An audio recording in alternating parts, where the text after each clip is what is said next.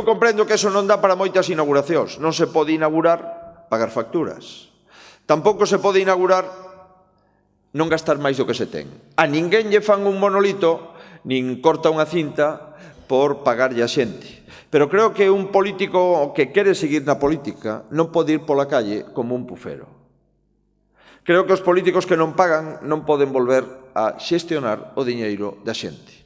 Os políticos que nos deixan endebedados non poden ser o modelo da política.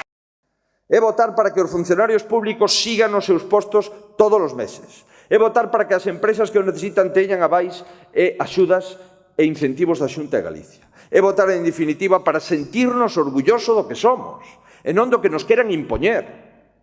Somos galegos e, en consecuencia, españois. Falamos galego e, en consecuencia, castellano.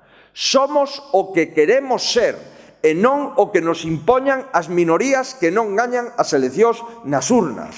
Somos un pobo libre e un pobo bilingüe que quere ser o que quere ser e non o que nos impoñan os políticos. Nós non fomos responsables da crise económica, ao contrario.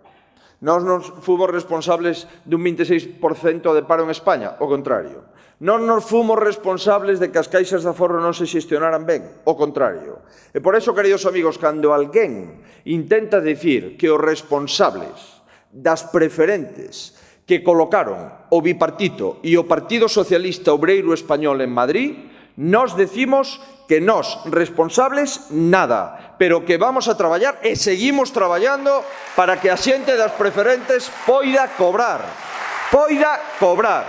E quero decir que o único lugar en España donde máis de 7.000 familias se a solicitaron cobrar e o único lugar en España donde máis de 5.000 familias se a cobraron e en Tui 83 familias que xa cobraron as preferentes, o único lugar en España donde hai un goberno preocupado polos ciudadanos de boa fe que están atrapados polas preferentes é Galicia. E nos temos que sentir orgullosos de que somos o único goberno que está intentando solucionar outra vez un problema creado polo Partido Socialista Obreiro Español. Moitas gracias, moito ánimo, adiante e a gañar limpiamente o 21 de outubro. Moitísimas gracias.